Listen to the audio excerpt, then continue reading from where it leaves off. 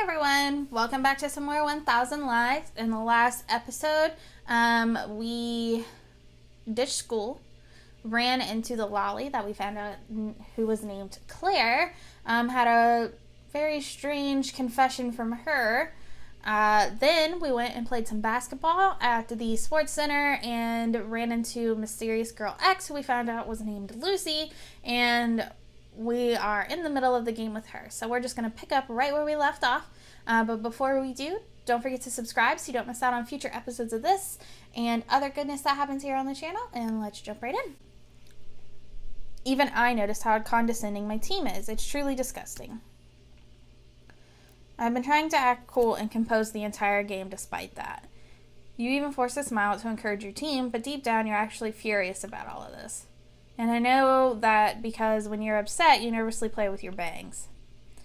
You do it to try to help control your breathing and calm down, but in reality it doesn't help. Even when the game was going in your favor, you were still upset. The moment I decided to play all out against you is when you became more lively and then decided to talk to me. The outcome makes no difference. The only thing you want is for everyone to take this match seriously. You must really love this sport if you have the kind of attitude about it. I think that's why I'm going all out, even if it's only for a little bit. Anything else would be disrespectful. Lucy takes a deep breath after listening to me. That's very mature. She doesn't reply or give any confirmation. She lowers her guard for a second, and my team must have noticed this too, since they suddenly passed me the ball. I just realized that we don't have any audio. Alright, I don't think we're supposed to have any audio. I restarted the game, and there was audio in the main menu, but now that I've clicked on the loaded game file, there's no audio. So either the game is glitching and I saved the glitch, or there's just no audio. So let's just keep going and see what happens. She lowers the guard for a second, and my team must have noticed it too, since they suddenly passed me the ball. Aha! I reflexively toss the ball away as soon as I catch it. It must have been bad at improvising under pressure. It's my weakness. I didn't think I'd have to touch the ball for the rest of the game. There's no way a rookie like me could ever make. As if it were guided by magic, the ball falls into the hoop without even brushing against the rim. It would have to be magic if I made it, so. The clear sound leaves everyone astonished in a matter of seconds. They start congratulating me on my first score. Even girl X is on her way. In her own way. It went in. A three-pointer. Ha ha ha ha ha ha. What do you think? That was a special shot. It's a masterpiece that I've been developing for years. I learned it while playing basketball in Philly a while ago. It was so effective and unique that nobody ever expects it. Try not to poke anyone with that nose of yours, Pinocchio. It was just a fluke. Maybe a little. But I could totally make that shot again anytime. It's a moment of glory, so don't ruin it for me. Lucy huffs and puffs in response. She looks like she wants to kill me on the spot, but it's trying hard to suppress it. Instead, she smiles and makes fun of me. Oh, really? Then why don't you try it again right now, since you're so very confident? Oh, please. You know the basketball is a team sport. I shouldn't carry them all by myself. Then how about we make it a bet? Oh, no. A bet? She just had to say the magic word.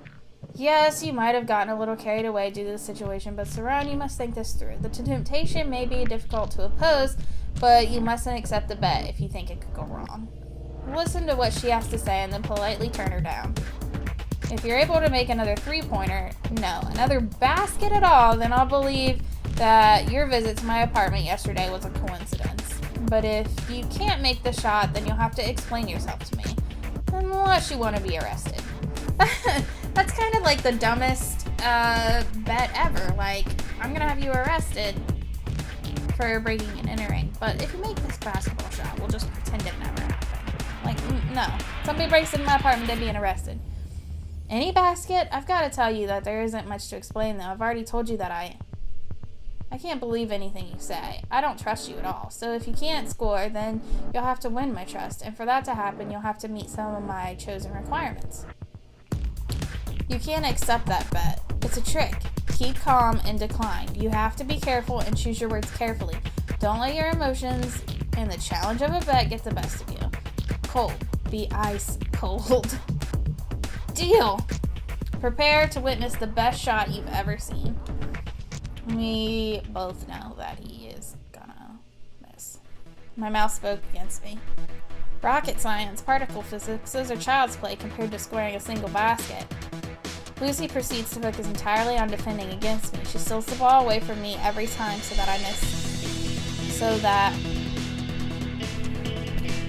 Lucy proceeds to focus entirely on defending against me. She steals the ball away from me every time that I so much as touch it. If I manage to receive a pass, she sticks to me like glue. She uses all kinds of dirty tricks on me without any sign of remorse. At one point, she even tries to pull my pants down a little so I can't receive an incoming pass. What's your problem? As long as the referee doesn't call it, it's not illegal. So what? That was pretty much sexual harassment. Look who's talking. Was that a laugh? Wow, you sound like a hyena. Amazing. No. What'd you say?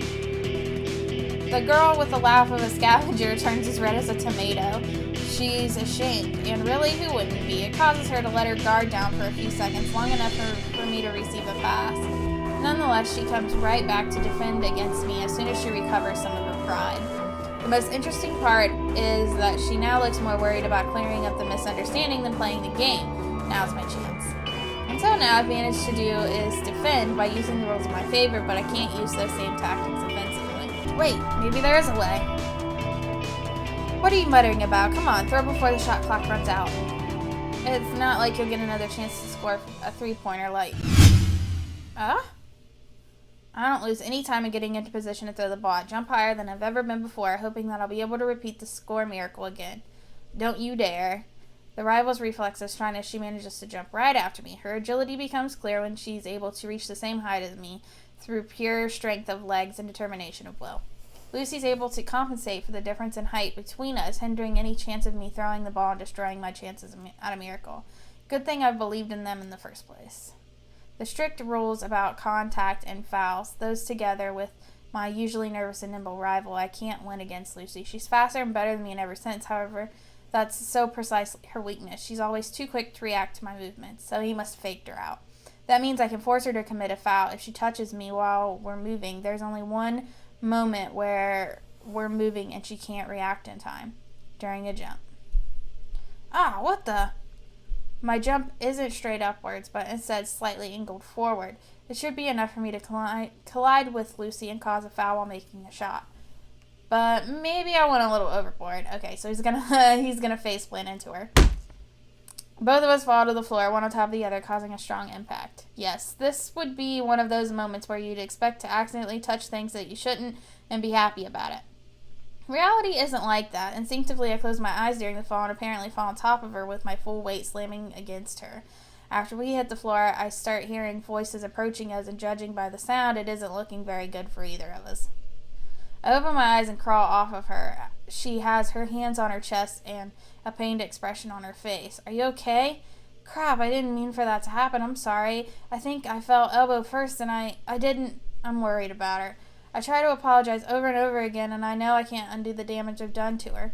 Even the coach comes over to try to check on her condition. He looks pretty worried and tries to get her to tell him that she's feeling better before he decides what to do.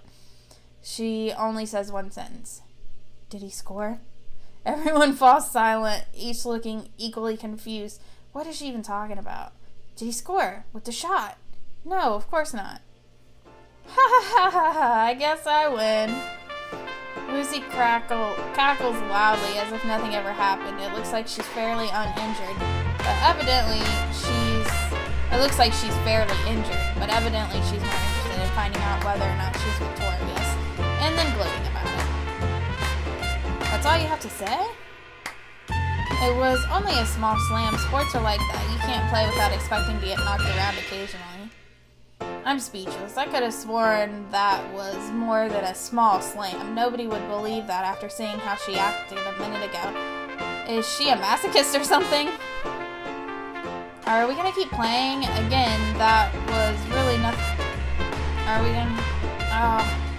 Lucy can't hide the consequence of her injury any longer, and she tries to stand up. Considering the situation, our coach forces her to go to the infirmary, even though she initially resists. radio is so loud.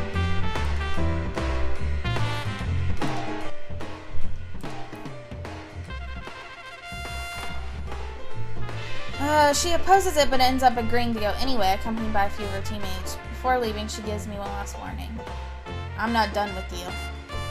See you soon, John Mackenzie. For a moment there, I was worried. Really worried after how awful the situation had gotten and how things could have ended. And even after all of that, she still believes my name is John Mackenzie. A few minutes later, I sit on the bench after requesting a break. Ziva still nowhere to be found. I don't want to think about where she could be anyway. In the end, it seems that I only came here to get in even more trouble with Mysterious Girl X. At least now I know her name. At what cost, though? First I snuck into her apartment, now I've elbowed her. Why did all this have to happen? I don't get it. I sincerely don't know what I'm doing. I haven't even figured out anything about those emails yet. This prank has become even more complicated and senseless. For that reason, I decided to use the first excuse that comes to mind and leave before the match finishes.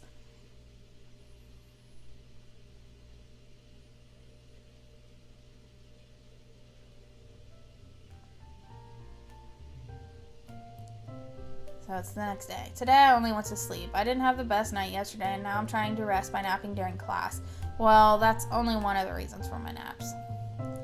It was a good way to avoid Ziva and Ossie's mental assaults. They basically feed off of seeing me suffer. So we never got to find out where the hell Ziva went. Is she the one sending the emails then? During the first hour of basketball training yesterday was nothing except my soul being crushed. Ziva was just playing around on her cell phone. She eventually left, assuming the training was over and nothing interesting was going to happen. However, those two are pretty good at reading facial expressions, and I don't want them to bring it up in case they start asking questions. And I was avoiding them both quite well until Ossie decides to attack me after school has ended for the day. Ah, compañera, is it true that nothing happened? Ziva told me that it was really boring and you only trained. Well, to be precise, she said, the team was training while he stumbled after the ball like a zombie, followed by an evil cackle. Nothing happened. Shortly after that, there was a friendly match, but I didn't stick around for it. I was pathetic, as you'd expect, so I'd rather forget about it. The evil cackle girl didn't even stick around to watch. She spent more time playing on her phone than watching me, so I wouldn't believe her recollections. I'll forgive you this time, but you really shouldn't call me that. How are my favorite guys? Bad. I don't want to go through that torture. Forgive him, Ziva. He doesn't know what he's saying. As long as you and I are together, nothing is punishment. Oh, Ossie, you're so sweet. Thank you. Unlike other people. The punishment for our sled race the other day. We've been forced to join this club that Ziva dubbed the graduation committee, which we've shortened to just the committee to save time. We have to go to the other side to meet up with some of the students. Together, we're supposed to plan out all of the graduation class final events. Well, are you guys ready? Oh no, I've been stricken with a terrible, incurable common cold, and I can't go. I'll take that as a yeah. Don't get so far behind. We don't have all day. Hey lady, don't underestimate the power of a runny nose. What if it progresses to the flu? Would you let me go if I had chickenpox, pneumonia, phantom pregnancy, Elvis syndrome? Fine, ignore me. It'll all be your fault when I'm struck with the plague. Well, at least I tried. I should probably make an appointment with my OBGYN before we leave, though. Out of our expedition of 3, only 2 happily walked down the street. Who in their right mind would be excited about going to another school after your class is over? Sadly, we have no way to escape it, so we decided that it was best to get it over with. A few minutes later, we fearlessly venture inside the territory of the mysterious and unknown other side.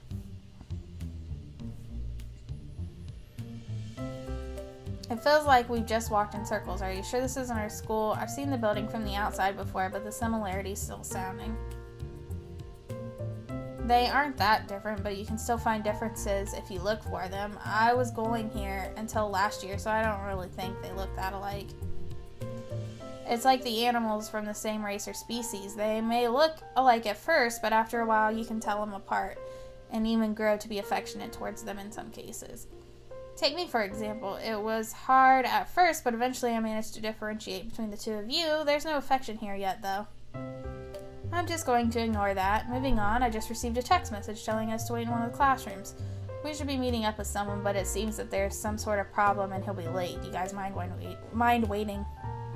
No problem. I do mind. I demand a refund of my lost time. No change, large bills only, if possible. Thank you. Your opinion doesn't matter. Then don't ask. Seriously though, you were pulling my leg, right? This is a carbon copy of our classroom. I'm pretty sure I'll find the doodles I have in my desk here too. The truth is, Aussie, I've been hiding something from you until now. I'm actually a planeswalker, and we've just arrived in another dimension where you were never born. No, that's impossible. How could a world without me ever exist? Who else is going to flirt with all the hotties if I'm not there? Is that seriously all you care about? It's precisely because of that fact that the world is in danger. In 20 years, the birth rate will decline significantly. Without an annoying guy to creep on them, women will start getting more picky with choosing their mates. At some point, that a lot of men will never find love. The result? World War III. There are some glaring plot holes in your theory. I see. That makes perfect sense. I always knew that my role in this world was really important, but no one else could see it. So why did we come to this dimension? Our objective is to travel to the past so that you can be born into this dimension. For that reason, I had to bring you here first, or we'd end up in the wrong place. The problem is that my time-traveling machine has been damaged, so we have to repair it. Finally, my 7 years of experience working at CERN will be put to good use. I don't know how you guys manage to get so dramatic every time you're left alone. Can't you just grow up already? Then again, it's weird seeing you do any of this without a bet forcing him to. I guess this is probably just something that makes him happy, and for that, I'm glad. Hey, stop right there. What are you guys doing? This isn't our classroom. While we're making our time transport machine MK2 Ultras out of chairs, trademark, and tables, the classroom door opens and an unsettling voice resounds from the other side. I bet it's Claire. I'm sorry for the wait. A friend of mine was supposed to come, but he had to leave at the last minute. He asked me to cover for him today, but I'm not really sure what I'm supposed to do. The voice stops as soon as it witnesses Aussie and me setting up the top of the Ultraskun trademark, much to their surprise. I'm even more surprised when I discover who the voice belongs to. Ah, no, it's not Claire. It's Lucy. Even better. What in the world's going on? In shock, I accidentally kicked the machine as I'm trying to get down, causing all the chairs and tables to fall onto the floor. Poor Aussie was crouched below them and didn't even see it coming. All I heard were his dying screams coming from below the mess of wood and metal. At this point, though, I was more concerned with our guest. You, what are you doing here? You know Lucy? What? What's going on here? Who is this guy, Ziva? Wait a second, are you two friends? Of course we are. We spent a lot of time together when I was going here. I'm the one who asked her if she should join the committee as an Inate representative. How do you two know each other?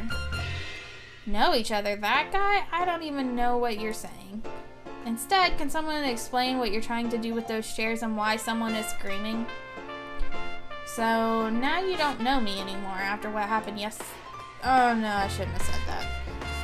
What happened yesterday, you mean? You said nothing happened. Oh, it can't be. Don't tell me that Lucy was Mysterious Girl X.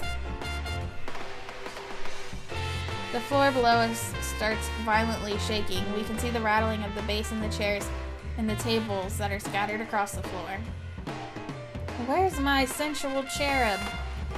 Sarah promised me she was more than an 8 out of 10, and I need to see that. I didn't promise you anything, and wasn't she a soother of whatever soul? When did she move up the ranks?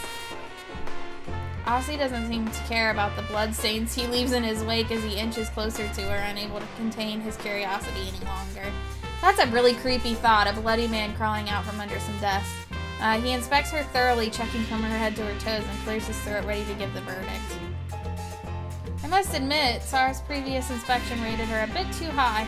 This sensual lady isn't at Ziva's level at all, which was at least what I was expecting. But I still approve and grant her official hottie status. You need to work on those underdeveloped breasts, but the rest of your body, you net a B? Wow. I have nothing else to say, Your Honor. Good day. And then Aussie drops the mic. I have no idea where he got it from, walks out the door and slams it. You were the best of your kind. Aussie will never forget you. Farewell. Don't narrate it like you died. And where are you going, Aussie? It was difficult enough to get you two to come here. Don't run away now. Is this a hidden camera prank? You can stop already. It was difficult getting us to come with you, Ziva. I thought the teachers made us come. Unless... Oh, she lied about it. I did help you, though, so I want a favor in return. Can you come with me, too? Request denied, no favors. I'm so excited to go there. Isn't there any way to convince you otherwise? Come on, help me, even if it's the one of those crazy schemes of yours. Crazy schemes? I see there's no other way. Oh, now I get it. Everything makes sense now. You had this plan since the beginning. You wanted to make it look like you did as a favor, but we ignored you, so you had to try to use your charms on Aussie and convince him to race me. I dare say you had even planned for Aussie to do something we'd get punished over. If everything went your way, you can make us join the committee as a favor to you for saving us. But because you failed the first time, you had to find another way to make it happen. Admit it, you're a traitor. Judas! Well, Lucy, allow me to introduce you properly. Don't you dare ignore me. Please, we have more important matters to attend right now. Do you really want to make Lucy wait for more bickering? She's probably the best girl I know. It would be very impolite on our part to do that to her. Didn't your mother teach you manners? Besides, aren't you the only one who can clean up miscommunications between you two? This is blackmail. And that's when Ziva explained everything that happened over the past couple of days. The odd emails, the playground, breaking into her apartment, showing up for basketball practice. I had to fill in some of the details and Lucy didn't seem too completely convinced, but Ziva confirmed everything.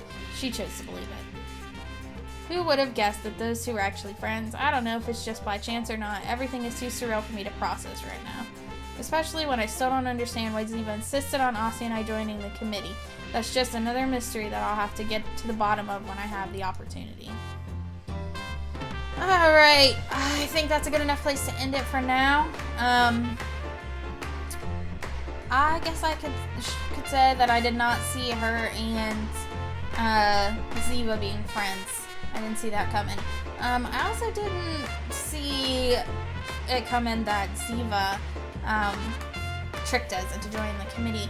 And it makes me wonder, she was on her phone the whole time while we were at basketball practice and left before Lucy showed up. So I'm kind of wondering if there's more to that as well. Because it seems kind of a convenient coincidence that Ziva wouldn't be there to see that Lucy was there. But we'll go ahead and leave it there for now. As always, thank you so much for watching. Don't forget to like, comment, and subscribe before you leave. And I will see you in the next video. Bye!